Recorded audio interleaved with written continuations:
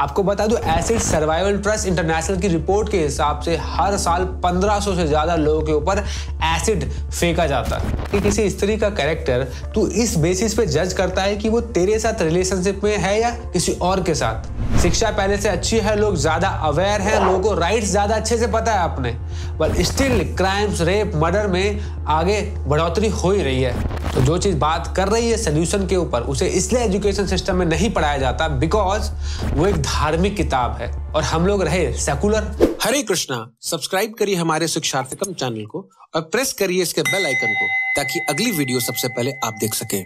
हरे कृष्णा। दोस्तों, आज के जमाने में किसी वुमन का कैरेक्टर किस बेसिस पे जज किया जाता है, आज आपको एक स्टोरी के माध्यम से बताता हूँ। अभी कुछ दिनों पहले मैं अपने एक कॉलेज फ्रेंड के साथ किसी अर्जेंट काम से बाहर गया था। तो मैंने देखा कि मेरा दोस्त थोड़ा चुप है, परेशान सा लग रहा है, कुछ ख्यालों में खोया हुआ है। तो मैंने उससे पूछ लिया कि भाई क्या बात है, इतने दिनों बाद मिला है, उसके बाद भी इतना चुप है। तो उसने बोला, नहीं यार, याद है कॉलेज में एक लड़की हुआ करती थी जिसको मैं पसंद करता था। मैंने बोला, हाँ मुझे याद है, बट वो तेरे को जानती भी नहीं थी, क्या हुआ उसको? तो उसने बोला कि उसकी शादी हो गई। मैंने बोला, अब क्या कर सकते हैं, अब अच्छी बात है शादी हो गई तो। पर उसके बाद उसका जो जवाब आया उसने मुझे हैरान कर दिया। उसने बोला कि बात शादी की नहीं है, बात यह है कि मुझे वो बहुत शरीफ लड़की लगती थी, बट बाद में पता चला कि उसका भी बॉयफ्रेंड था और उसी से उसकी अभी शादी भी हो गई। मतलब ये भी दूसरी लड़कियों की तरह कैरेक्टरलेस ही थी। तो मैंने उससे एक बात पूछी कि किसी स्त्री का कैरेक्टर तू इस बेसिस पे जज करता है कि वो तेरे साथ रिलेशनशिप में है या किसी और के साथ। अगर तेरे साथ है तो कैरेक्टर वाली है, अगर किसी और के साथ है तो कैरेक्टर लेस है।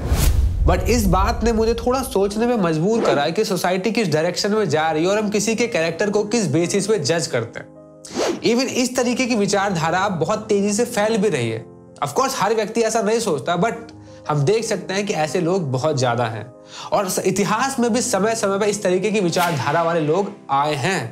एग्जाम्पल के तौर पे आज से 5000 साल पहले एक पवित्र स्त्री का भरी सभा में निरादर किया गया, उसको वैश्या बोला गया। वो स्त्री थी द्रौपदी और उसको वैश्या बोलने वाले थे अंगराज कर्ण। अंगराज कर्ण ने उनका इसलिए मजाक उड़ाया बिकॉज द्रौपदी ने अपने स्वयंवर में अंगराज से शादी करने से मना कर दिया था। तो ये बात उनको बुरी लग गई और जब उन्हें मौका मिला रिवेंज लेने का तो उन्होंने भरी सभा में उसके कैरेक्टर पे ही उंगली उठा दी। जो स्त्री 5-5 पुरुषों के साथ रहती हो वो पत्नी नहीं, वेश्या होती। और वेश्या का मान क्या और अपमान क्या, ये यहां नग्न भी लाई जाती तब भी अनुचित ना होता। खैर, इस वीडियो में ये बात नहीं करने वाला कि अंगराज कर्ण अच्छे थे या बुरे थे। बात मैं ये करने वाला हूं कि ऐसा क्या हो जाता है कि जब कोई हमें रिजेक्ट कर देता है, मना कर देता है, तो हमें गुस्सा आ जाता है, हम सभ्यता ही भूल जाते हैं। आपको बता दूं, एसिड सर्वाइवल ट्रस्ट इंटरनेशनल की रिपोर्ट के हिसाब से हर साल 1500 से ज्यादा लोगों के ऊपर एसिड फेंका जाता है, जिसमें 80% वुमेन्स है, गर्ल्स हैं। हम अक्सर टीवी पे, न्यूज़पेपर में और कई मूवीज में भी देख सकते हैं कि अगर लड़की किसी को मना कर देते हैं तो उसके ऊपर तेजाबी फेंककर उसका चेहरा ही जला देते हैं। आपको पता है यूनाइटेड किंगडम पर कैपिटा के हिसाब से एसिड अटैक में नंबर 1 पे आता है। खैर, इस वीडियो में ये भी बात नहीं करने वाला है कि वुमेन के साथ कितना बुरा हो रहा है सोसाइटी में। आप ऑलरेडी सोसाइटी में रहते हो, सब जानते ही हो। बात मैं ये करने वाला हूँ कि जब बोला जाता था कि शिक्षा अच्छी होगी तो चीजें सुधरेंगी, लोग अच्छे बनेंगे। शिक्षा पहले से अच्छी है, लोग ज्यादा अवेयर हैं, लोगों को राइट्स ज्यादा अच्छे से पता है अपने, but still crimes, rape, murder में आगे बढ़ोतरी हो ही रही है। आपको बता दूं, एनसीआरबी के डाटा के हिसाब से सन 2000 के बाद से भारत में 140% ग्रेजुएट्स के क्राइम्स बढ़े हैं। 140%, हैरान करने वाली बात है ना। आपको पता है आज जो प्रॉब्लम हमारा मॉडर्न एजुकेशन जिसको सॉल्व नहीं कर पा रहा, इवन समझ भी नहीं पा रहा, उसके बारे में भगवान कृष्ण ने 5000 साल पहले अर्जुन से भगवत गीता में डिस्कस किया था। आप पढ़िए भगवत गीता का 2nd चैप्टर का 62 वर्स। भगवान कृष्ण बताते हैं कि यदि कोई सेंसेस को कोई चीज पसंद आ जाती है, चाहे वो कुछ भी हो, कोई खूबसूरत स्त्री, पुरुष या कोई भी नॉन लिविंग थिंग, तो उसके बारे में वो सोचने लगता है और उसके प्रति अटैचमेंट डेवलप कर लेता है। और इस अटैचमेंट को यदि कंट्रोल नहीं किया तो वो अटैचमेंट बढ़ते बढ़ते लस्ट का, काम का रूप ले लेता है। और यदि ये लस्ट सेटिस्फाई नहीं हुआ तो एंगर में कन्वर्ट हो जाता है। और फिर क्या होता है, फिर आप देख सकते हैं कि बुद्धि करप्ट हो जाती है, बिविल्डर हो जाती है और क्राइम्स होने लगते हैं। और हमारी सोसाइटी में आप ये सब देख ही रहे हो। और वर्ल्ड डाटा की रिपोर्ट के हिसाब से हर साल 4 लाख से ज्यादा लोगों की हत्या हो जाती है। अप्रोक्सीमेटली 35% वुमेन हर साल सेक्सुअली हरासमेंट का शिकार होती है। और एसिड अटैक की तो मैंने अभी बात ही की थी। हम लोग सड़क पे निकल जाते हैं कि रेपिस्ट को मार दो, गोली मार दो। देखो, मैं भी इस चीज को सपोर्ट करता हूं कि भाई जिसने क्राइम किया है उसको सजा मिलनी चाहिए, इसके मैं खिलाफ नहीं हूं और खिलाफ होने की बात भी नहीं कर रहा। बात मैं ये कर रहा हूं कि प्रॉब्लम तो क्राइम करने से पहले ही शुरुआत हो जाती है, जिसके बारे में एजुकेशन सिस्टम में कोई सोल्यूशन नहीं है, ना ही हमारे संविधान में।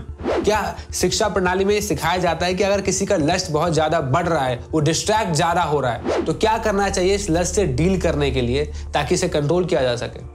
अगर कोई बहुत ज्यादा करप्टेड व्यक्ति है, अगर वो अपनी ग्रीड पे कंट्रोल नहीं कर पा रहा, तो क्या करना चाहिए कि करप्शन से पहले उसकी ग्रीड को खत्म किया जा सके। ऐसा कुछ खास सोल्यूशन है नहीं। व्यक्ति एक्शन कर देता है, क्राइम कर देता है, देन सोल्यूशन पे बात की जाती है, उसको दंड देना, उसे जेल में डालना।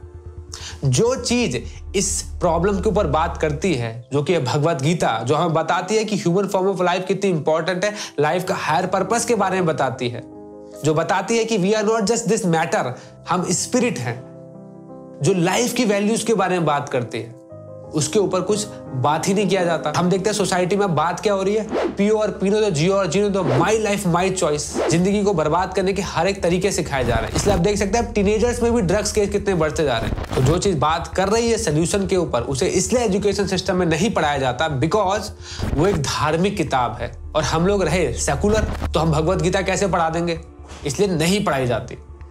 खैर, अब मैं ये भी नहीं बोलूंगा अपने दर्शकों से कि अगर आप भगवत गीता पढ़ना चाहते हो तो एजुकेशन का वेट करो कि भाई एजुकेशन में जब आएगी तब हम पढ़ेंगे, अपने बच्चों को पढ़ाएंगे। सिंपल सी बात है, भगवत गीता को घर पे लाओ, उसको पढ़ना स्टार्ट करो। और बेस्ट है कि किसी रिलीजियस ऑर्गेनाइजेशन से जुड़ो, किसी स्पिरिचुअल ऑर्गेनाइजेशन से जुड़ो, वहां पे भगवत गीता को सीखो और साथ साथ लाइफ में कैसे रेगुलेशन लाना है इसको भी सीखो। और आपको लगता है कि ये मैसेज इंपॉर्टेंट है तो दूसरों के साथ शेयर जरूर करना, बिकॉज रिस्पॉन्सिबिलिटी हमारी है लोगों को अवेयर करने की। और आप चाहते हैं इस तरीके के मैसेज और वीडियोस हम बैक टू बैक लाते रहे, लोगों को अवेयर करते रहे, तो आप हमें फाइनेंशियली सपोर्ट भी कर सकते हैं डोनेशन देके। और चैनल पे पहली बार आया तो उसको सब्सक्राइब जरूर करना। और इस तरीके की इंटरेस्टिंग टी शर्ट, वैदिक टी शर्ट अगर आप खरीदना चाहते हैं, पहनना चाहते हैं, दूसरों को गिफ्ट करना चाहते हैं, तो हमारी वेबसाइट wearemisfit.com पे जाइए, वहां से टी शर्ट आप खरीद सकते हैं और दूसरों को भी गिफ्ट कर सकते हैं। Thank you so much. Hare Krishna.